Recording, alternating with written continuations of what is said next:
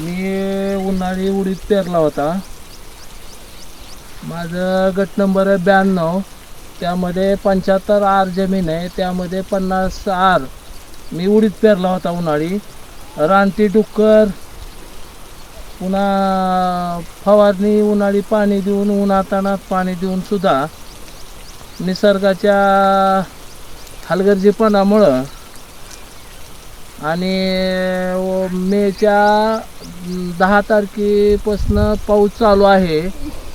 ते आजपर्यंत पाऊस चालू आहे. पावसामुळं उडीद काढता आलं नाही. झाडाला शेंगा उगवल्या आणि माझं 1 ते 1.5 लाख रुपयाचं नुकसान झालेलं आहे. तरी शासनानं मला त्वरित मदत द्यावी ही विनंती.